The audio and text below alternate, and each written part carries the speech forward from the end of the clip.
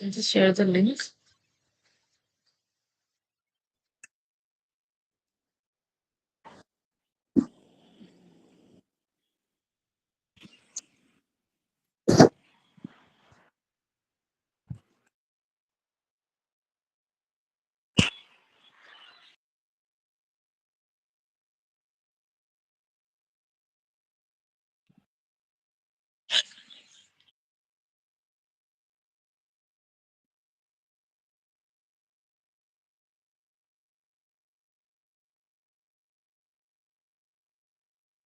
पहले लिंक मैं अपने ग्रुप में भेज रही हूँ, फिर शेयर इट अक्रॉस आराम से।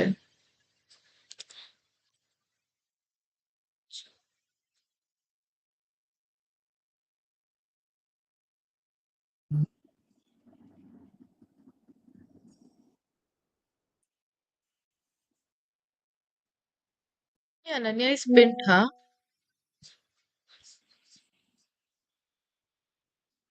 अच्छा, ग्रुप में भी डाल दो, ठीक है।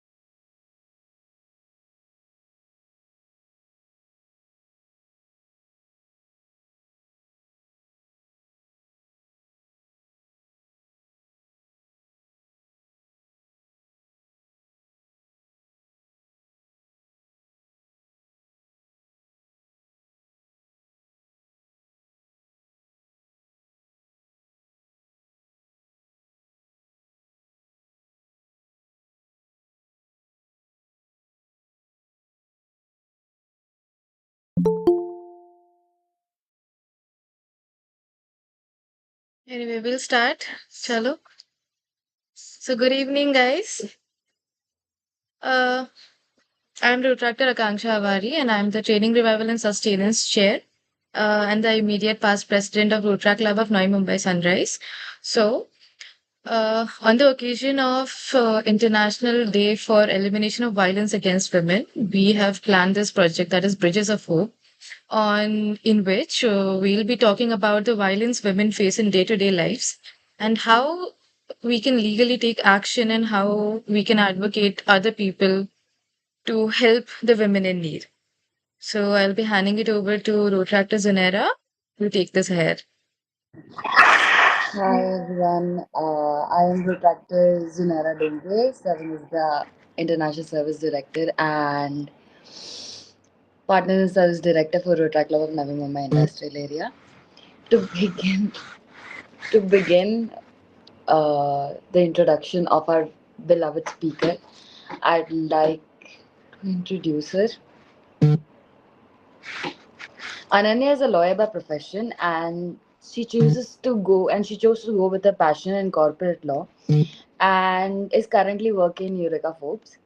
However, she finds peace in working towards a cause, especially on issues relating to women empowerment. She believes in thankfulness and humility and makes a point to give back to the society however she can. So let's give a lot of hearts in the comments for our speaker, Ananya. Ananya, over to you.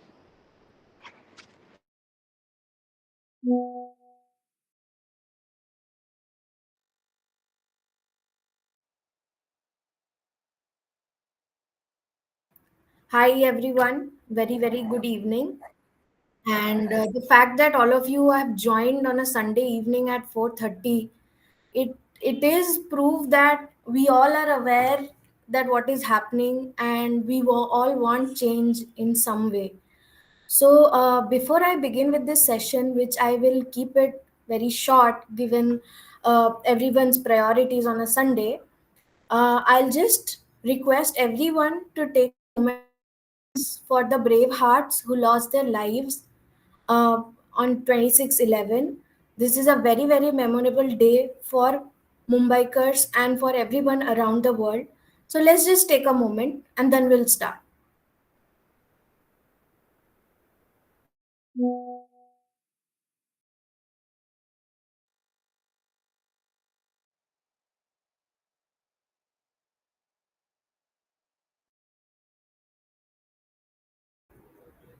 All right. Hello, all beautiful people, once again.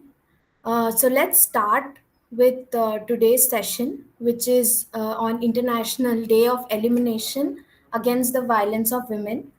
It was yesterday, basically, 25th November, and this day has a very big significance this year because the international UN, the organization itself, it is taking a pledge for 16 whole days, and this is ending on the 10th of December, very ideally, which is also the Human Rights Day.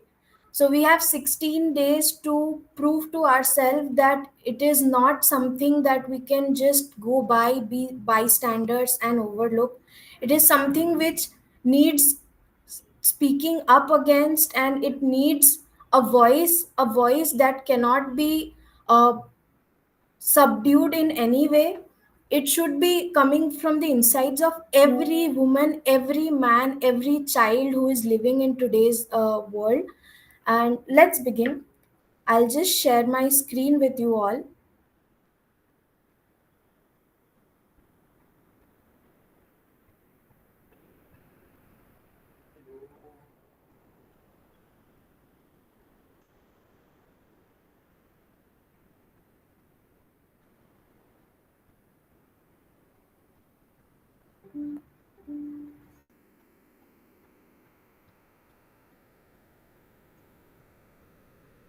So, yeah, it's the International Day of Elimination of Violence Against Women. And why exactly do we celebrate this day? So it's very clear on my screen that it started back in the 1960s when three sisters were very brutally murdered for speaking up against a tyrannical ruler or dictator, as you can see on the slide.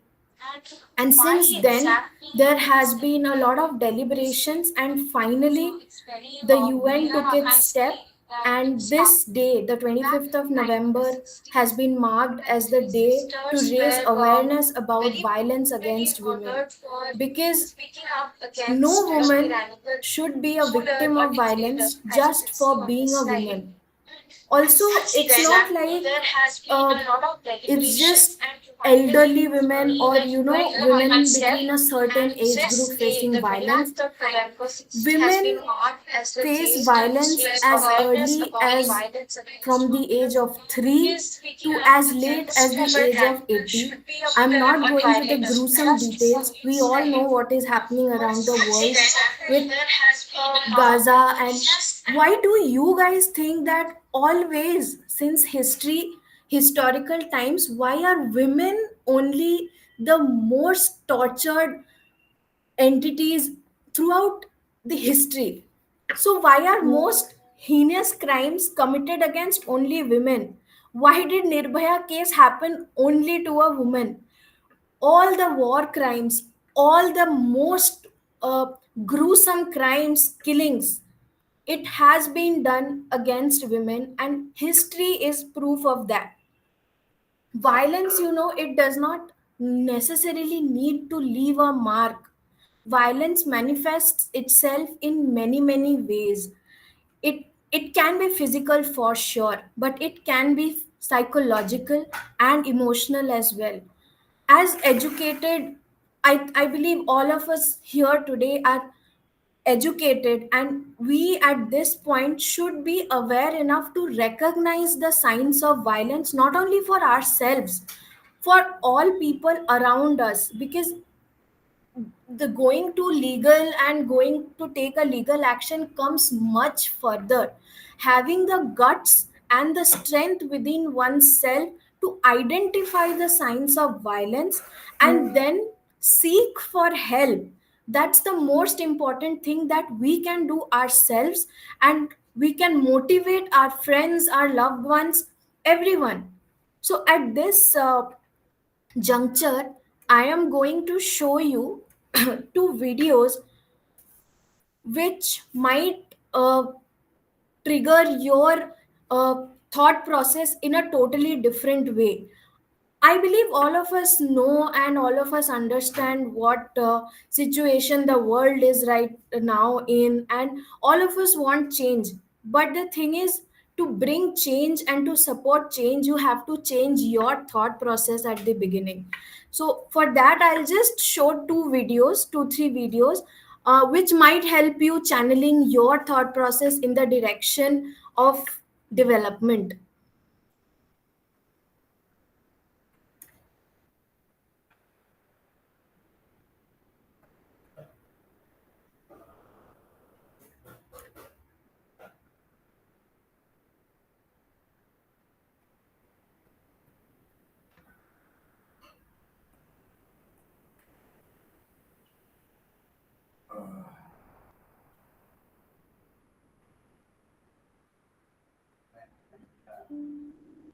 During their life. Globally, 1 in 3 women and girls worldwide have experienced physical or sexual violence during their lifetime. Less than 40% of them seek help of any sort, and of these, only 10% seek support from police. And of all women who were victims of homicide worldwide in 2012, 50% were killed by intimate partners or family members. This situation cannot be overlooked. And although progress has been made, the end of violence against women and girls is far from today's reality.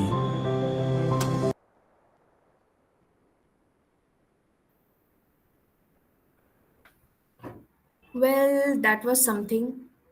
There's one more, just to give you a brief idea about what exact situation we are in right now.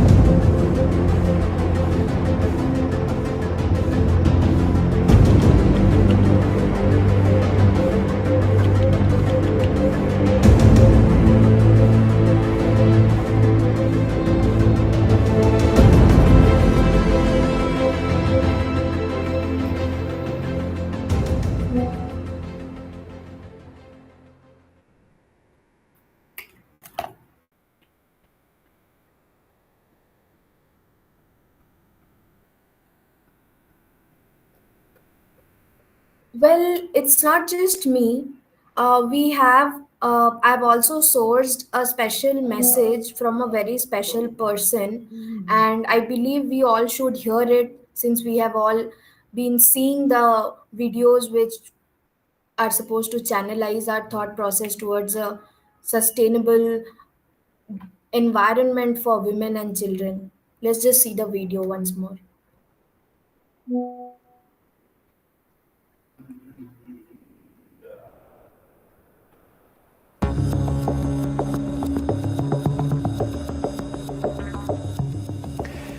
Up to 60% of women around the world experience some form of physical or sexual abuse during their life. And as many as half of all sexual assaults are committed against girls under the age of 16.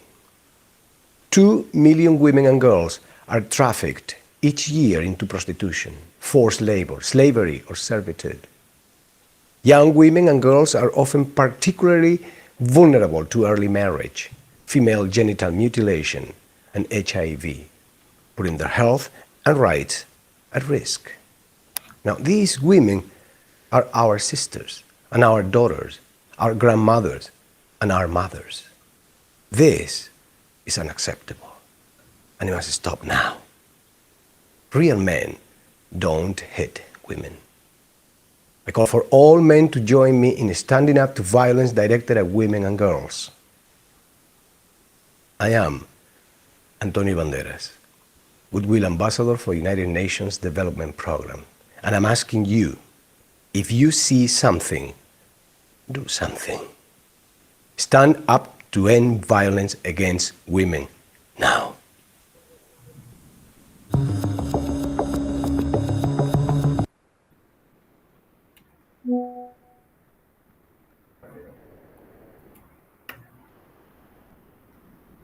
All right, too much for the videos. Now, let's understand why does violence happen in the first place. I'll give you a very small example. I think it happens in our homes, in our day-to-day lives, and we just choose to ignore it. uh, why do our brothers or our partners or even our parents feel okay to not let themselves go and pick up a glass of water for themselves and find it's completely okay for our to ask our mothers or grandmothers or us to get the same? It's just a glass of water. You have legs, you can just get up from your chair, go to the kitchen, take a glass and fill it with water for yourselves. Why does it need a separate human being to get water for yourself?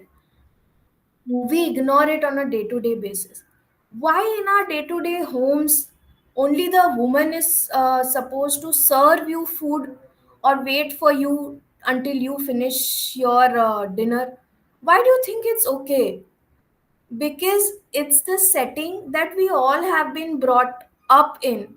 We as women will start to feel guilty if we do not conform to these setups which the society has already set it for ourselves. We are in a patriarchal society, we can't do anything about it, but the least we can do is put the understanding in our immediate partners, in our parents, or in our brothers, or even in our kids that it is not okay to order around.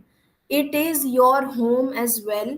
You have to take responsibility as much as your woman or female counterpart in the responsibilities of the home. It cannot be one sided ever. So, if you want to change, it has to start right at home. Why do you think you know there are people who find it's completely okay to hit a woman to feel like a man? Because that's what they have been seeing since childhood. I'll give you an example of an imaginary man named, suppose, say, Abhishek. Abhishek, when he was 5 years old, he saw his father hitting his mom for cooking a roti in a bad shape. That night, his mom just went to the bedroom and cried. And the next day, Abhishek, as a 5-year-old, sees his mom again going to the normal routine and accepting the fact that she deserves to be hit. Abhishek, as a 5-year-old, will gain the understanding that it is okay to hit a woman, hit your wife, or hit your mother if she makes bad rotis. This is what is wrong in the world. A child is not born violent or is not born aggressive. It's the learnings and the teachings that we give them in us as a society, as parts of the society, to understand that it is okay to be aggressive, to be, to just be okay in hitting a woman or pushing around a woman or dominating a woman in order to feel, say, in order to feel like a man. This is what Abhishek, for example, has seen at his home. So Abhishek, while he grows up to be a 25-year-old or a 30-year-old man, and when he marries, he finds it's okay because his mom or his grandmom never spoke up against it. So Abhishek also thinks his wife should not speak up. And when his wife starts speaking up, the chain of violence starts again. He starts hitting her, he starts pushing her around, he starts dominating her. Just because what he has learned is it's okay. If I do not do this, if I am not aggressive, I will not be a man. Other men in the society will laugh at me. If I do household chores, if I do cook, or if I am soft, the other men will make fun of me. Change needs to begin at home. Start telling your kids, your brothers, your partners that it is not okay to be aggressive in order to feel like a man. Men can cry, men have emotions too, and it is perfectly okay to show those emotions. Men do not need to hide their emotions. I am so proud of men who have finally come around with this thought and who have tried, to seek therapy, or you who have tried to accept the emotions that they are going through. That's what makes a man. Another thing, let's go on. How to recognize violence. Recognizing violence becomes a challenge, I think, for every woman in the current scenario. I'll share my screen before I move on to this part.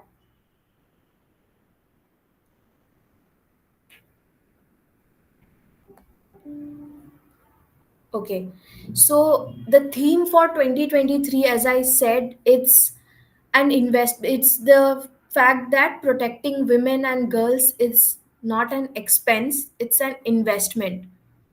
And this is a 16 days of activism in which we all should involve ourselves and unite and just say there is no excuse you can give to not protect a woman or to not stop this another pandemic which is growing and growing, and there are no signs of stopping this. Okay, before we go around to how to identify violence, we must understand what is violence. Like I said, that violence does not necessarily be physical, and it does not necessarily need to leave a mark on your body. It can manifest itself in forms that we might not even imagine. Like you can see here, these are some kinds of severe violences that is imposed upon a woman. And this, the word severe does not even start to explain how traumatizing these are. And also to not forget the fact these are something which happen with a woman every day, when she walks out from her house till the time she returns to her house, there's a thought that is going on in her head. Will I reach home safe? will i be will I be able to avoid all those glances, all those bad glances that are being thrown at me on while walking on a road? So these are the kind of violence, or these are the kinds of trauma that as women we all have to undergo unnecessarily, all have to undergo not by choice. This is something that we are being forced to endure in our day to day lives, and I think we are all growing used to it, which we completely should not. Okay, so, how do we even recognize violence? So, it should be identify patterns. Are you being made to continuously feel unsafe, inferior, worthless, or scared, no matter what setting you are in? It can be in your workplace, it can be in your home, it can be anywhere where you go on a day to day basis, or even if you go there on a very seldom basis. Unheard pleas. Are you being forced into physical relationships in the name of honor or love or under threat? These are signs of violence we should recognize very, very early, and it should be edged in our mind that silence always allows violence, not only for ourselves, for our neighbors, for our friends, for our family members, for everyone that we are acquainted with, even for a stranger. And also threats. Are you being threatened with dire consequences if you do not conform to a particular behavior? You have to identify signs of violence and you have to seek for help. That's how we can stop this pandemic, this menace.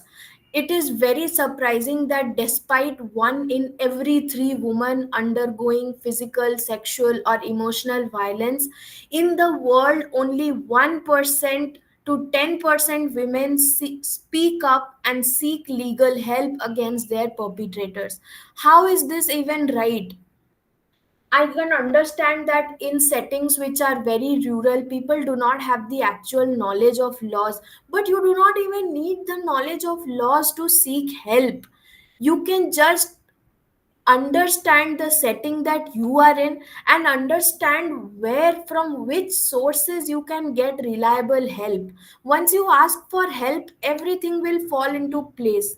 It's my request to every guest on here in this webinar, even if you feel that there is a woman around you who is not comfortable in the setting and who might endure violence on her in her day to day life, do speak up on behalf of that woman. If she is not able to speak up, do motivate her to speak up, because until and unless we speak up against violence, it is going to continue, it is going to manifest itself in a uglier manner in the coming days, and you never know what can happen. Okay, before I go to how can we contribute to stop this, we can also talk about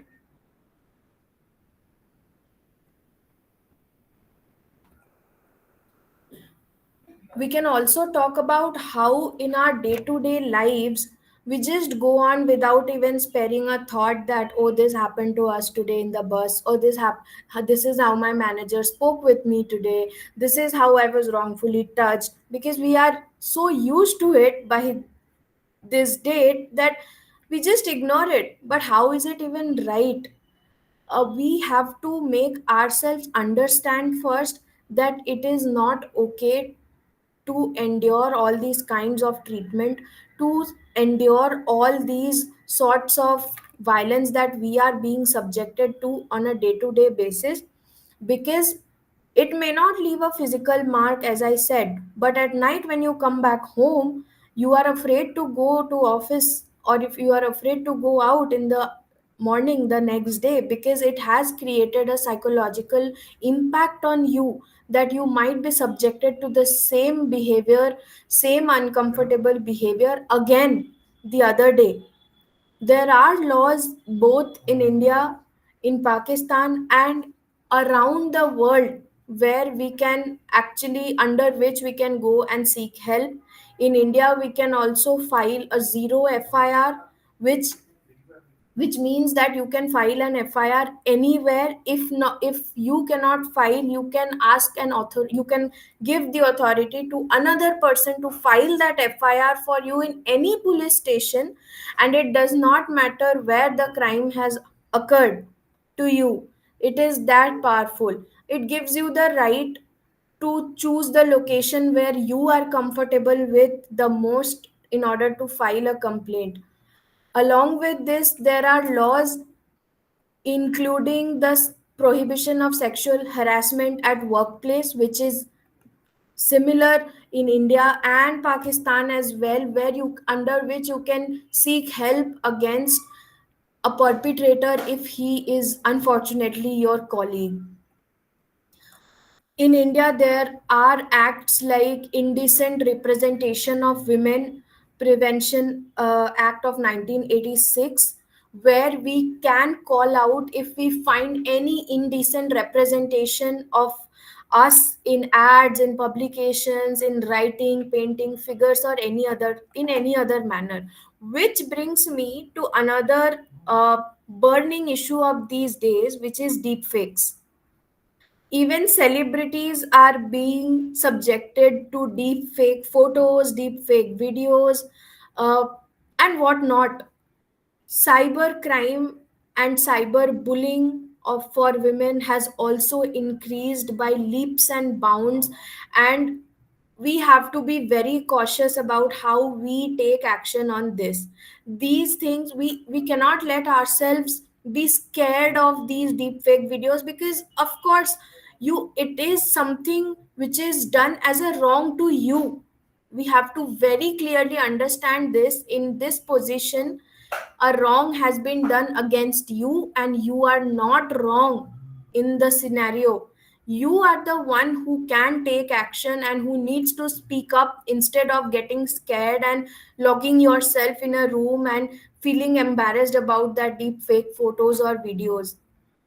That's what I am reiterating time and again, that even before seeking legal help, we should understand how important it is to just ask for help, not necessarily legal or anything. You should ask for help instead of feeling guilty or embarrassed or scared that a particular thing has happened to you.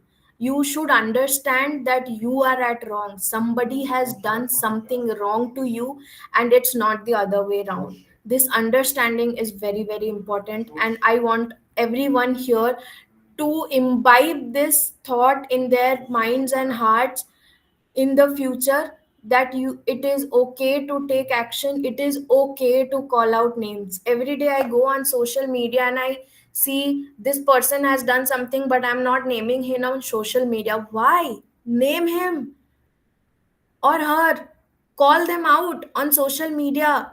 They are causing so much harm to you. They should understand what psychological or emotional trauma you are put through. That's why it's very, very important to understand this thought and take action in a likewise manner. Moving on, where to find help. It Before you ask for help, you should understand that whoever is your abuser, they are probably very, very intelligent. You should always protect your communication and location before you go seek for help. You should always turn off your GPS devices. Frequently change your email password if the violence is caused by a stalker or somebody near to you. Can be your friend, can be your intimate partner, anybody. Switch off your GPS. Frequently change your email password. Clear all your viewing history, because you can't just trust abusers. They are liable, they are able to do anything and everything in the world to make you feel guilty of leaving them or taking action against them. Also, understand where you can seek reliable help. You can go to the nearest police station, you can go to the nearest counseling or mental health center.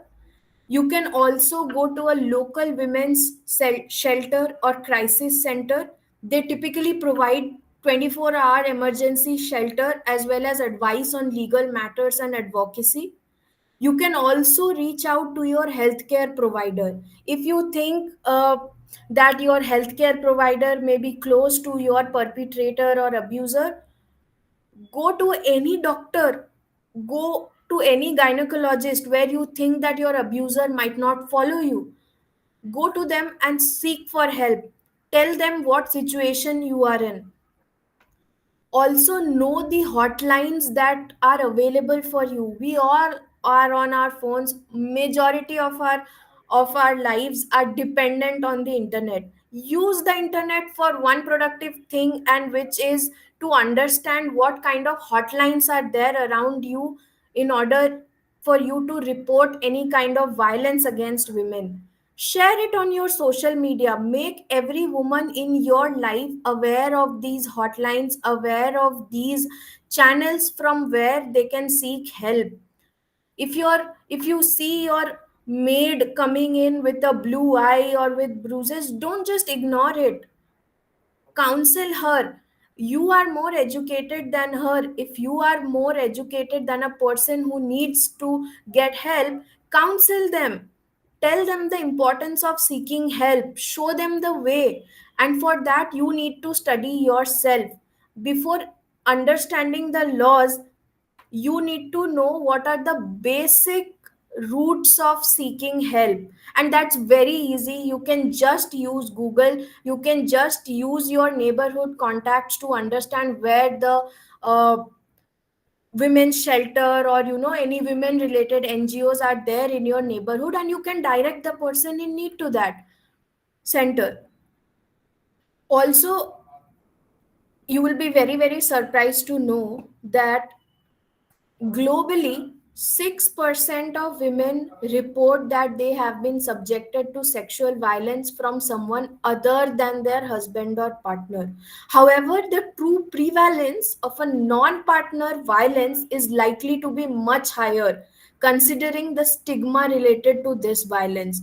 Because once this kind of violence happens, you think that you were at wrong position or you were at a wrong place. That's why these kind of violent things happen to you, but it's not the case. It's not your age, it's not your dress, it's not the way you carry yourselves. It's the mentality of the other person who chooses to see you in a manner which thinks them that it is okay to abuse you. It's not you, women. It's not you in that particular manner.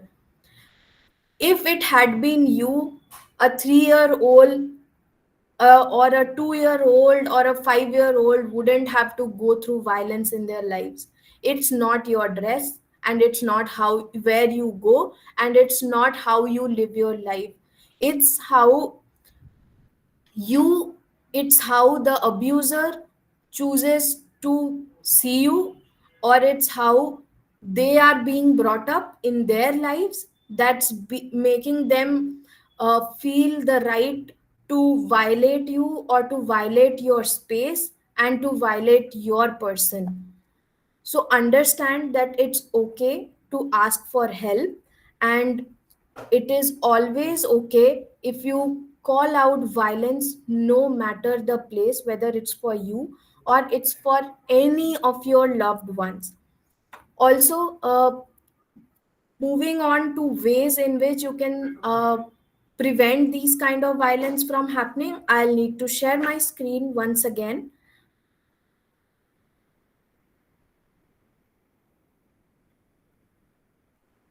The first and foremost is the most important: believe survivors, which even as women we sometimes don't.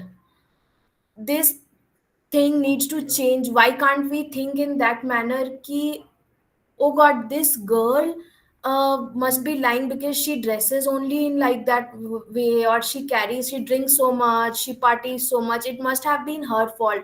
Why can't we think that, okay, it might be the fault of the other person also. He might have been too drunk, or he might have been in a wrong place, or he might have been in a wrong thought process. We have to channelize our thinking, and we have to discuss and We have to believe and support survivors, because that's the thing that they need the most. After going through trauma of violence, they cannot go through another trauma of being doubted. That breaks their confidence, that breaks their soul.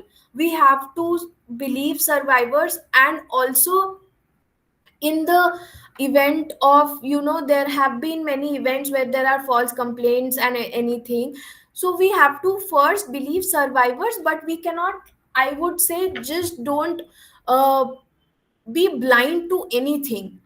Use your understanding, use your thinking. We all are educated here, and we can use our understanding to make ourselves believe or not believe a particular stance. And that should be based on particular facts and not any uh, illusion. Okay, this is very very important. Teach the next generation and learn from them. The examples that we set for the younger generation is very important. If today I'm showing my kid that it is okay for his father to hit me, to throw me around, to throw things at me, my kid will grow up with the same understanding that it is actually okay. So it is very important to make them understand consent. It is also very important to make them understand that about gender roles. Conversations about gender roles need to be not, I would not say imposed, I would say taught in a very very positive way to the kids. Even if you have little brothers in your family, tell them, tell them the stereotypes that the society has created for women. Tell them the stereotypes that women are put through every day, and make him understand that it's not okay. And also let them know that it's okay to be different, it's okay to be soft, it's okay if you like pink and not blue and not black, it is completely fine.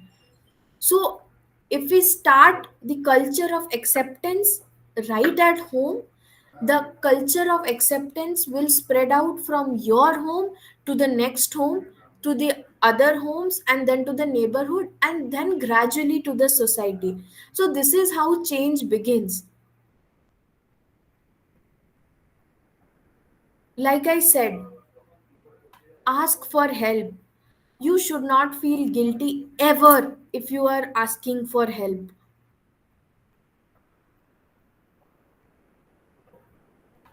The other part, hold each other accountable, take a stand, and call the violator out. You do not, you are not protecting your image in the society by not naming the perpetrator. If you have gone through something and you feel that this perpetrator might go on harm other people like you as well, why not call him out? Save the other women out there. Empowered women empower women. So it's very important for us to be empowered at this stage, mentally and emotionally and physically as well, in order to help other women in need. We can only support each other and lift each other's crowns if we are able to hold on to our crown. We should not ever compromise with our self respect and make other women believe that it is okay to compromise with your self respect, because it's never. Never ever let anybody tell you that it is okay for you to undergo violence because you are a woman, because it is not. There are laws, there are centers to ask for help. If you think a particular woman has this understanding that it is okay for a woman to undergo help, undergo torture, or it is okay for a woman to undergo violence, then guide that woman, counsel that woman, and direct that woman towards help that she needs. Because she might have been brought up with an understanding which is totally and definitely toxic for the other women in her surroundings, other women in her society. So it becomes very important for us to point that out, and no matter where and no matter how, just point that out, call your violator out, and stay safe in your own surroundings and make the surroundings safe for other women also. It starts from each woman at their own homes. Let's just take a pledge till the human rights day comes, that we will not let anybody challenge our self respect, challenge uh, us to undergo violence forcefully, or challenge our mental health and physical health in any way, which is which may or may not be violence, but which is or is having an impact on our uh, emotional state, or in our physiological or psychological state. So for any questions or guidance related to where you can seek help, you can definitely reach out to me. And I believe I have covered a lot, not exactly technical ways of seeking help, because before you go to technical ways of seeking help, you have to do the first step, that is understand and decide to seek help. So once you decide to seek help and you use your mobile phone or laptop or internet to understand what kind of shelters are around you which can grant you help, and then again if you have confusion on what laws or what legal recourse you can take to seek for help, you can definitely reach out to me for guidance. However, let's first pledge to be safe and keep others safe in the surroundings that we are in. Good evening to all once again. Thank you for joining. It has been my pleasure to speak you all through this session, and I hope you can take back the understanding that uh, violence is never the answer. It can never be. So, thank you all. Thank you all for joining. Good day.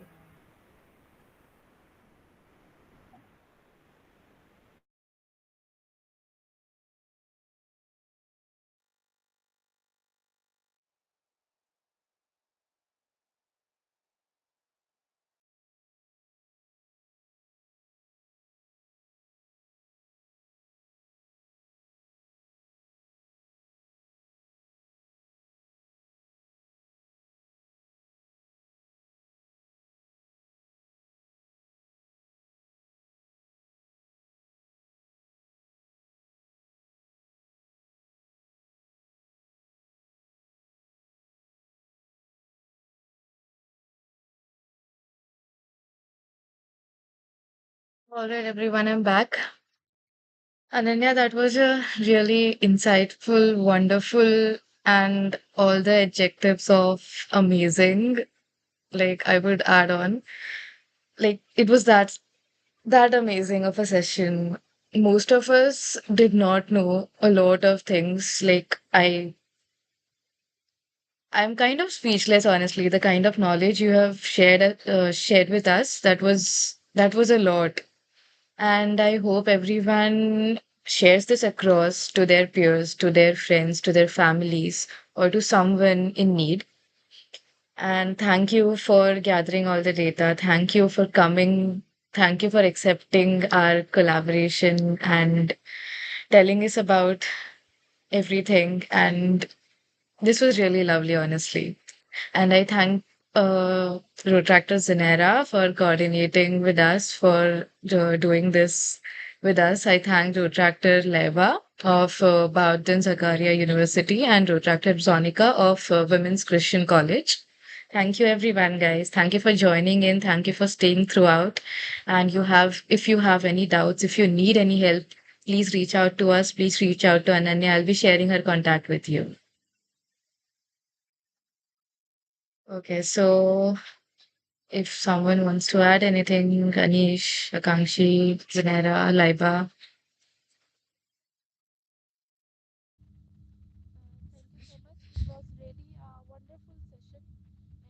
Well, thank you so much, Ananya, for conducting this session. It was really very insightful and obviously like both in depth. You said a lot of things. Thank you. All right. So if no one, Laiba, please go ahead.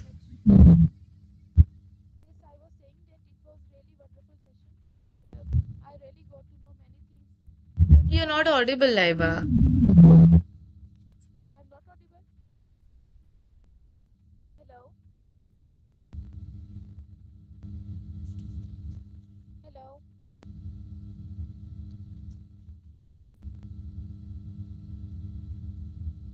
Could you try joining the meet again, Laiba?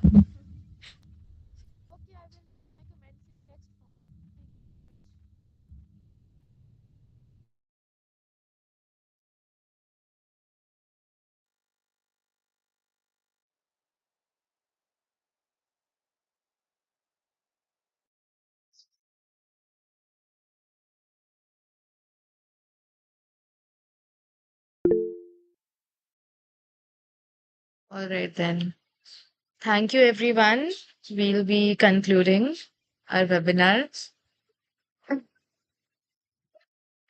and I'll be ending the stream. I'll be ending the meet. I'll end the stream, Pele. We can just stay on the meet for a while. I'll just come back.